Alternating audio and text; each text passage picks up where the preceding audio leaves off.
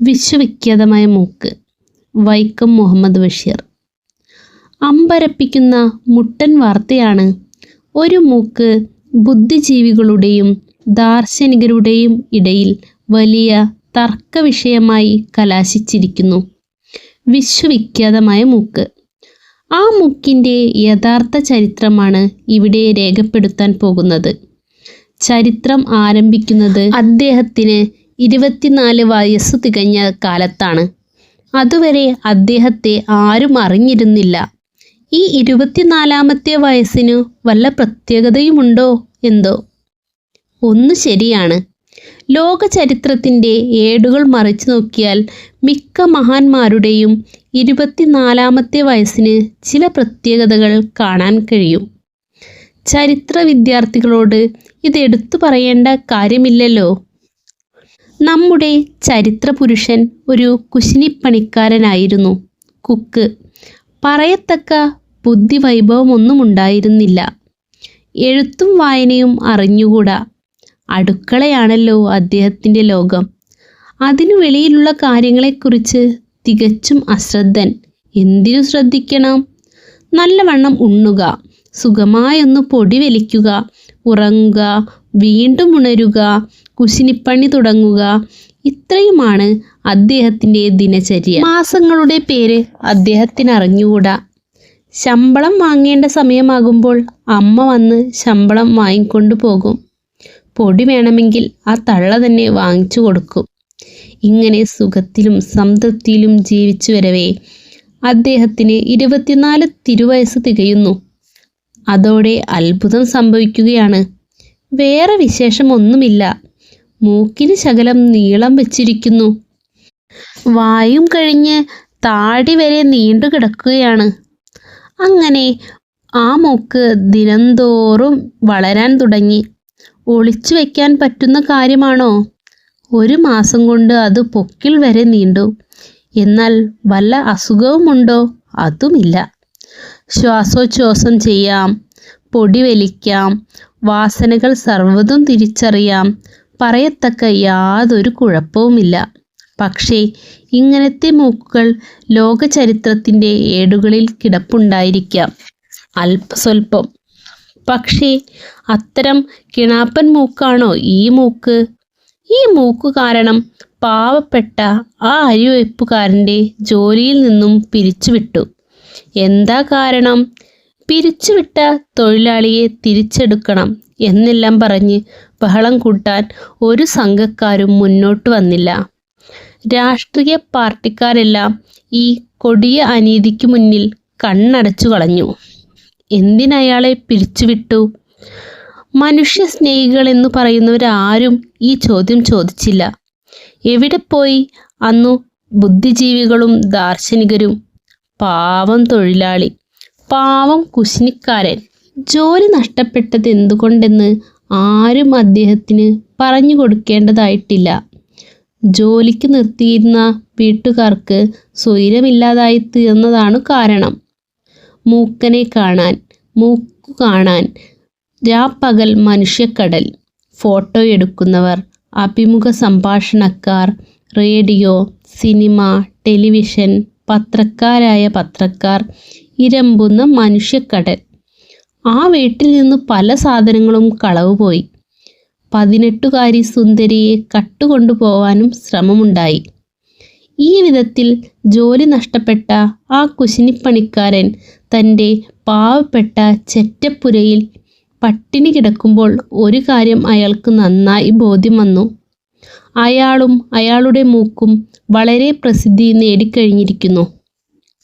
ദൂരദേശങ്ങളിൽ നിന്നുപോലും ആളുകൾ അയാളെ കാണാൻ വരുന്നു. ദീർഘമേറിയ മൂക്ക് നോക്കിക്കൊണ്ട് അത്ഭുത സ്തബ്ധരായി നിൽക്കുന്നു. ചിലർ തൊട്ടു നോക്കുന്നുമുണ്ട്. എന്നാൽ ആരും നിങ്ങൾ ആഹാരമൊന്നും കഴിച്ചില്ലേ, എന്താണ് ഇത്ര ക്ഷീണം എന്നൊന്നും ചോദിച്ചില്ല. ഒരു വെലിക്കുപൊടി വാങ്ങാൻ പോലും ആ വീട്ടിൽ ഒമ്പിടി കാശില്ല. പട്ടിണിക്കിട്ട കാഴ്ചമൃഗമാണോ അയാൾ? മണ്ടനാണെങ്കിലും മനുഷ്യനല്ലേ? അയാൾ തൻ്റെ വൃദ്ധമാതാവിനെ വിളിച്ചു രഹസ്യമായി പറഞ്ഞു, ഈ മൂശേട്ടകളെ ആട്ടിപ്പുറത്തിറക്കി വാതിലടച്ചേ. അമ്മ സൂത്രത്തിൽ എല്ലാവരെയും വെളിയിലാക്കി വാതിലടച്ചു. അന്നു മുതൽ അവർക്ക് നല്ല കാലമായി. അമ്മയ്ക്ക് കൈക്കൂലി കൊടുത്തു ചിലർ മകൻ്റെ മൂക്കു കാണാൻ തുടങ്ങി. മണ്ടക്കൂട്ടമല്ലോ ജനം. ഈ കൈക്കൂലിക്കെതിരായി ചില നീതിമാന്മാരായ ബുദ്ധിജീവികളും ദാർശനികരും ഉശിരൻ ശബ്ദമുയർത്തി. പക്ഷേ ഗവൺമെൻറ് ഇതു സംബന്ധമായി യാതൊരു നടപടിയും എടുത്തില്ല, കേട്ടതായി പോലും ഭാവിച്ചില്ല. സർക്കാരിൻ്റെ ഈ കൊടിയ അനാസ്ഥയെ പ്രതിഷേധിച്ചു പരാതിക്കാർ പലരും ഗവൺമെൻറ്റിനെതിരായ പല അട്ടിമറിപ്പൻ പാർട്ടികളിലും ചേർന്നു. മൂക്കൻ്റെ വരാഴിക ദിനം പ്രതി വർദ്ധിച്ചു. എന്തിനധികം അക്ഷരശൂന്യനായ ആ കുശിനിപ്പണിക്കാരൻ 6 കൊല്ലം കൊണ്ട് ലക്ഷപ്രഭുവായി. അദ്ദേഹം 3 പ്രാവശ്യം സിനിമയിൽ അഭിനയിച്ചു. ദി ഹ്യൂമൻ സബ്മറൈൻ എന്ന ടെക്നികളർ ഫിലിം എത്രയെത്ര കോടി പ്രേക്ഷകരെയാണ് ആകർഷിച്ചത്. അന്തർവാഹിനി മനുഷ്യൻ. 6 മഹാകവികൾ മൂക്കൻ്റെ അപദാനങ്ങളെ കീർത്തിച്ചുകൊണ്ട് മഹാകാവ്യങ്ങൾ പുറത്തിറക്കി. 9 മഹാസാഹിത്യകാരന്മാർ മൂക്കൻ്റെ ജീവചരിത്രമെഴുതി പണവും പ്രശസ്തിയും നേടി. മൂക്കൻ്റെ സൗധം ഒരതിഥി മന്ദിരം കൂടിയാണ്. ആർക്കും അവിടെ എപ്പോഴും ആഹാരമുണ്ട്, ഒരു വലി പൊടിയും. ആ കാലത്ത് അദ്ദേഹത്തിന് 2 സെക്രട്ടറിമാരുണ്ടായിരുന്നു. 2 സുന്ദരികൾ, വിദ്യാസമ്പന്നകൾ. 2 പേരും മൂക്കനെ കലശലായി പ്രേമിക്കുന്നു. 2 പേരും മൂക്കനെ ആരാധിക്കുന്നു. ഏതു മണ്ടനെയും ഏതു തീവെട്ടിക്കൊള്ളക്കാരനെയും ഏതു മുന്തിയറുപ്പനെയും പ്രേമിക്കാൻ സുന്ദരികൾ എപ്പോഴും ഉണ്ടാകുമല്ലോ. ലോക ചരിത്രത്തിൻ്റെ ഏടുകൾ മറിച്ച് മറിച്ച് നോക്കിയാൽ 2 സുന്ദരികൾ ഒരു പുരുഷനെ ഒരേ സമയത്തു പ്രേമിക്കുമ്പോൾ ചില്ലറ കുഴപ്പങ്ങൾ ഉണ്ടാകുന്നതായി കാണാമല്ലോ. മൂക്കൻ്റെ ജീവിതത്തിലും അതുണ്ടായി. ആ 2 സുന്ദരികളെപ്പോലെ ജനങ്ങൾ ആകമാനം മൂക്കനെ സ്നേഹിക്കുന്നുണ്ട്. പൊക്കിൾക്കുഴി വരെ നീണ്ടുകിടക്കുന്ന അണ്ടകടാഹ പ്രശസ്തമായ സുന്ദരമൂക്ക് മഹത്വത്തിൻ്റെ ചിഹ്നമല്ലേ? തീർച്ചയായും. ലോകത്തിലുണ്ടാകുന്ന പ്രധാന സംഭവങ്ങളെപ്പറ്റി മൂക്കൻ അഭിപ്രായം പറയും. പത്രക്കാർ അതു പ്രസിദ്ധപ്പെടുത്തും. മണിക്കൂറിൽ 10,000 മൈൽ വേഗതയുള്ള വിമാനമുണ്ടാക്കിയിരിക്കുന്നു. അതേപ്പറ്റി മൂക്കൻ താഴെ പറയുന്ന പ്രകാരം പ്രസ്താവിക്കുകയുണ്ടായി. മരിച്ച മനുഷ്യനെ ഡോക്ടർ ബുന്ദ്രോസ് ഫ്രാസിബുറോസ് ജീവിപ്പിച്ചു. അതേപ്പറ്റി മൂക്കൻ താഴെ പറയുന്ന പ്രകാരം പ്രസ്താവിക്കുകയുണ്ടായി. ലോകത്തിലേക്ക് ഉയരം കൂടിയ കൊടുമുടിയിൽ ചിലർ കയറി എന്നു കേട്ടപ്പോൾ ജനങ്ങൾ ചോദിച്ചു, അതേപ്പറ്റി മൂക്കൻ എന്തു പറഞ്ഞു? മൂക്കൻ ഒന്നും പറഞ്ഞില്ലെങ്കിൽ ആ സംഭവം നിസ്സാരം. ഇങ്ങനെ ഗോളാന്തര യാത്ര, പ്രപഞ്ചങ്ങളുടെ ഉൽപ്പത്തി, ചിത്രമെഴുത്ത്, വാച്ചു കച്ചവടം, മെസ്മറിസം, ഫോട്ടോഗ്രാഫി, ആത്മാവ്, പ്രസിദ്ധീകരണശാല, നോവലെഴുത്ത്, മരണാനന്തര ജീവിതം, പത്രപ്രവർത്തനം, നായാട്ട് എന്നുവേണ്ട എല്ലാറ്റിനെപ്പറ്റിയും മൂക്കൻ അഭിപ്രായം പറയണം. പറയുമല്ലോ. മൂക്കന് അറിഞ്ഞുകൂടാത്തത് മഹാപ്രപഞ്ചങ്ങളിൽ വല്ലതുമുണ്ടോ? ഒന്നു പറ. ഈ കാലഘട്ടത്തിലാണ് മൂക്കനെ പിടിച്ചുപറ്റാനുള്ള വലിയ ഗൂഢാലോചനകൾ നടക്കുന്നത്. പിടിച്ചുപറ്റുക എന്നുള്ളത് പുത്തനായ ഏർപ്പാടൊന്നുമല്ലല്ലോ. പിടിച്ചുപറ്റലിൻ്റെ കഥയാണ് ലോക ചരിത്രത്തിൻ്റെ അധിക ഭാഗവും. എന്താണ് ഈ പിടിച്ചുപറ്റൽ? നിങ്ങൾ തരിശുഭൂമിയിൽ കുറേ തൈ വയ്ക്കുന്നു, വെള്ളമൊഴിക്കുന്നു, വളമിടുന്നു, വേലി കെട്ടുന്നു. പ്രതീക്ഷയാർന്ന വർഷങ്ങൾ നീങ്ങി തൈകളെല്ലാം കുലച്ചു. കുലകുലയായി തേങ്ങകൾ അങ്ങനെ ജോറായി തൂങ്ങുന്നു. അപ്പോൾ നിങ്ങളിൽ നിന്ന് ആ തെങ്ങുംതോപ്പ് പിടിച്ചുപറ്റാൻ ആർക്കാണെങ്കിലും മോഹം തോന്നും. മൂക്കനെ പിടിച്ചുപറ്റുക. ആദ്യമായി മൂക്കനെ പിടിച്ചുപറ്റാനുള്ള മഹത്തായ വിപ്ലവ ശ്രമം നടത്തിയത് ഗവൺമെൻറ്റാണ്. അതു സർക്കാരിൻ്റെ ഡാവായിരുന്നു. നാസിക പ്രമുഖൻ എന്നൊരു ബഹുമതിക്ക് പുറമെ മൂക്കന് ഗവൺമെൻറ് ഒരു മെഡലും കൊടുത്തു. പ്രസിഡന്റ് തന്നെയാണ് വജ്രഖചിതമായ ആ സ്വർണ്ണ മെഡൽ മൂക്കൻ്റെ കഴുത്തിൽ അണിയിച്ചത്. എന്നിട്ട് ഹസ്തദാനത്തിനു പകരം പ്രസിഡന്റ് മൂക്കിൻ്റെ തുമ്പിൽ പിടിച്ചു കുലുക്കി. ഇതിൻ്റെയെല്ലാം ന്യൂസ് റീൽ നാടൊട്ടുക്കുമുള്ള സിനിമാശാലകളിലും ടെലിവിഷനിലും പ്രദർശിപ്പിച്ചു. അപ്പോഴത്തേക്കും രാഷ്ട്രീയ പാർട്ടികൾ ഉഷാറായി മുന്നോട്ട് വന്നു. ജനങ്ങളുടെ മഹത്തായ സമരത്തിന് സഖാവ് മൂക്കൻ നേതൃത്വം കൊടുക്കണം. സഖാവ് മൂക്കനോ? ആരുടെ? എന്തിൻ്റെ സഖാവ്? ഈശ്വരാ, പാവം മൂക്കൻ. മൂക്കൻ പാർട്ടിയിൽ ചേരണം. ഏതു പാർട്ടിയിൽ? പാർട്ടികൾ പലതാണ്. വിപ്ലവമാണ് ഉന്നം. ജനകീയ വിപ്ലവം. എല്ലാ ജനകീയ വിപ്ലവ പാർട്ടികളിലും ഒരേ സമയത്ത് മൂക്കൻ എങ്ങനെ ചേരും? മൂക്കൻ പറഞ്ഞു, ഞാൻ എന്നാത്തിനാ പാർട്ടിയിലൊക്കെ ചേരണത്? എനിച്ചു കയ്യേല. ഇങ്ങനെ ഇരിക്കുമ്പോൾ സെക്രട്ടറിമാരിൽ ഒരു സുന്ദരി പറഞ്ഞു, എന്നോട് ഇഷ്ടമുണ്ടെങ്കിൽ സഖാവ് മൂക്കൻ എൻ്റെ പാർട്ടിയിൽ ചേരണം. മൂക്കൻ മിണ്ടിയില്ല. ഞാൻ വല്ല പാർട്ടിയിലും ചേരണോ? മൂക്കൻ മറ്റേ സുന്ദരിയോട് ചോദിച്ചു. അവൾക്കു കാര്യം മനസ്സിലായി. അവൾ പറഞ്ഞു, ഓ, എന്തിന്? അപ്പോഴത്തേക്കും ഒരു വിപ്ലവ പാർട്ടിക്കാർ മുദ്രാവാക്യം ഇട്ടുകഴിഞ്ഞു.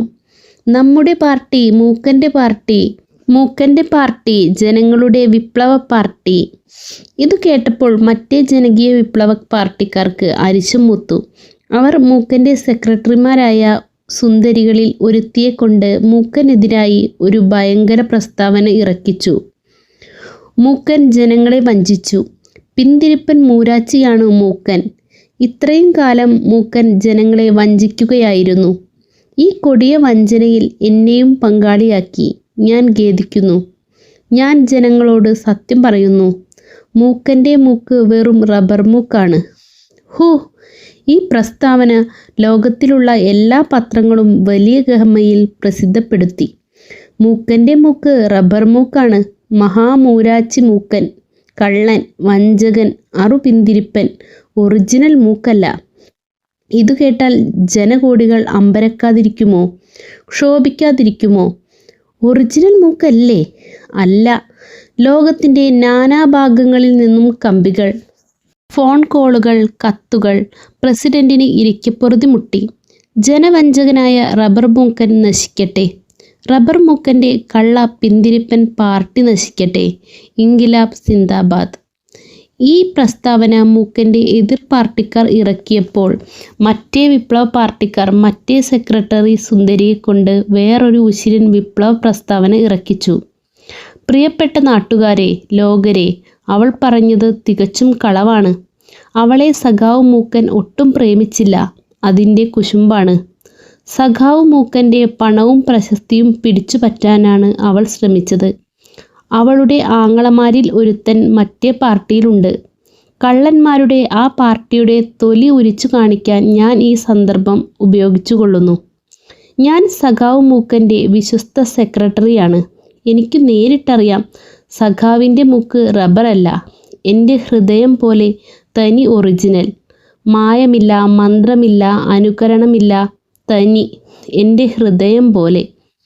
പ്രതിഫലേച്ഛ കൂടാതെ ഈ ആപൽ സന്ധിയിൽ സഖാവ് മൂക്കൻ്റെ പിന്നിൽ അണിനിരന്നിരിക്കുന്ന ജനകീയ മുന്നേറ്റ വിപ്ലവ പാർട്ടി സിന്ദാബാദ്. സഖാവ് മൂക്കൻ സിന്ദാബാദ്. സഖാവ് മൂക്കൻ്റെ പാർട്ടി ജനങ്ങളുടെ മുന്നേറ്റ വിപ്ലവ പാർട്ടി. ഇൻകിലാബ് സിന്ദാബാദ്. എന്തു ചെയ്യും? ജനങ്ങൾക്കാകെ ആശയക്കുഴപ്പം. അപ്പോഴേക്കും മൂക്കൻ്റെ വിപ്ലവ പാർട്ടിയുടെ എതിർ വിപ്ലവ പാർട്ടിക്കാർ ഗവൺമെൻറ്റിനെയും പ്രസിഡന്റിനെയും പ്രധാനമന്ത്രിയെയും ചീത്ത പറയാൻ തുടങ്ങി. മണ്ടൻ, പളുങ്കൂസൻ ഗവൺമെൻറ്, റബ്ബർ മൂക്കുകാരൻ, ജനവഞ്ചകനു, നാസിക പ്രമുഖൻ എന്ന ബഹുമതി കൊടുത്തു. വജ്രഖചിതമായ സ്വർണ്ണ മെഡൽ കൊടുത്തു. ഈ ജനവഞ്ചനയിൽ പ്രസിഡന്റിനും പ്രധാനമന്ത്രിക്കും ഉണ്ടല്ലോ പങ്ക്. ഈ ഭയങ്കര ഗൂഢാലോചനയിൽ ഒരു ചേരിതിരിവുണ്ട്. പ്രസിഡന്റും പ്രധാനമന്ത്രിയും രാജിവെക്കണം. മന്ത്രിസഭ രാജിവെക്കണം. റബ്ബർ മൂക്കനെ കൊല്ലണം. ഇത് കേട്ട് പ്രസിഡന്റ് ശോഭിച്ചു. പ്രധാനമന്ത്രിയും ശോഭിച്ചു. ഒരു പ്രഭാതത്തിൽ പട്ടാളവും ടാങ്കുകളും പാവപ്പെട്ട മൂക്കൻ്റെ ഹർമ്മ്യം വളഞ്ഞു. മൂക്കനെ അറസ്റ്റ് ചെയ്ത് കൊണ്ടുപോയി. പിന്നീട് കുറേ ദിവസത്തേക്ക് മൂക്കനെ സംബന്ധിച്ച യാതൊരു വാർത്തകളുമില്ല. ജനങ്ങൾ മൂക്കനെ അങ്ങ് മറന്നു. എല്ലാം ശാന്തം.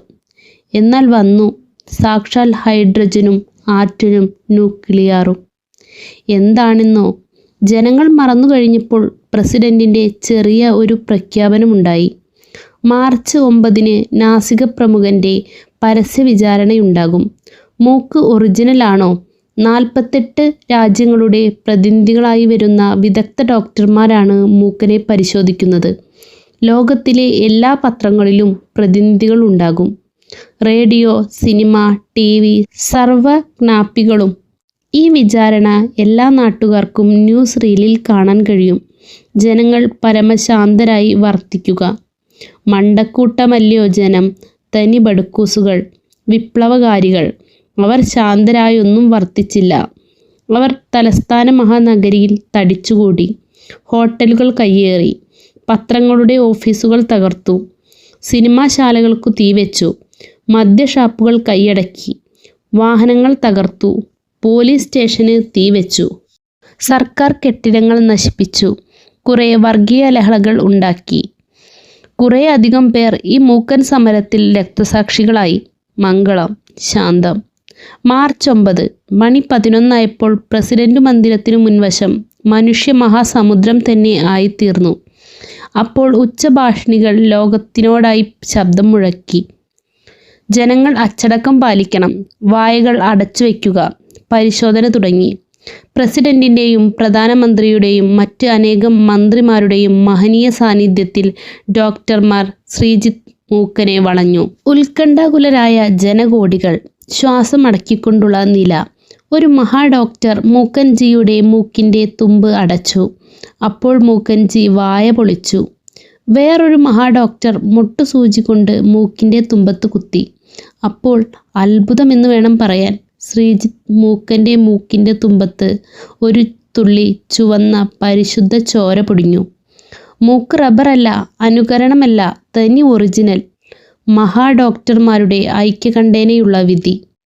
മൂക്കൻ സാഹിബിൻ്റെ സുന്ദരി സെക്രട്ടറി പെണ്ണ് മൂക്കൻജിയുടെ തിരുമൂക്കിൻ്റെ തുമ്പത്ത് ഗാഢമായി ചുംബിച്ചു. സഖാവ് മൂക്കൻ സിന്ദാബാദ്. നാസിക പ്രമുഖൻ സിന്ദാബാദ്. സഖാവ് മൂക്കൻ്റെ ജനകീയ പാർട്ടി, മുന്നേറ്റ പാർട്ടി സിന്ദാബാദ്. ജനാബ് മൂക്കൻ്റെ മൂക്ക് ഒറിജിനൽ മൂക്ക്, ഒറിജിനൽ, ഒറിജിനൽ. അണ്ടകടാഹങ്ങൾ തകർന്നേക്കാവുന്ന ഒച്ച, ഒറിജിനൽ, തനി ഒറിജിനൽ. ഈ ആരവം അടങ്ങിയപ്പോൾ രാഷ്ട്രപതി എന്ന മഹാപ്രസിഡന്റ് ഒരു പുതുപുത്തൻ ഡാവ് കൂടി കാണിച്ചു. സഖാവ് മൂക്കനെ മൂക്കശ്രീ എന്നുള്ള തകർപ്പൻ ബഹുമതിയോടെ പാർലമെന്റിലേക്ക് നോമിനേറ്റ് ചെയ്തു. മൂക്കശ്രീ മൂക്കൻ MP. 2-3 യൂണിവേഴ്സിറ്റികൾ മൂക്കശ്രീ മൂക്കൻ സാഹിബിന് M.Liറ്റും D.Liറ്റും നൽകി ആദരിച്ചു. മൂക്കശ്രീ മൂക്കൻ മാസ്റ്റർ ഓഫ് ലിറ്ററേച്ചർ, മൂക്കശ്രീ മൂക്കൻ ഡോക്ടർ ഓഫ് ലിറ്ററേച്ചർ. എന്നാലും മണ്ടക്കൂട്ടമല്ലയോ ജനം, തനി ബടുക്കൂസുകൾ. മണ്ടക്കൂട്ടത്തെ ഭരിക്കുന്ന സർക്കാർ. മൂക്കശ്രീ മൂക്കനെ കിട്ടാത്ത സുന്ദരിയുടെ പാർട്ടിക്കാർ ഒരൈക്യമുന്നണിയായി പറഞ്ഞും എഴുതിയും പ്രസംഗിച്ചും നടക്കുകയാണ്.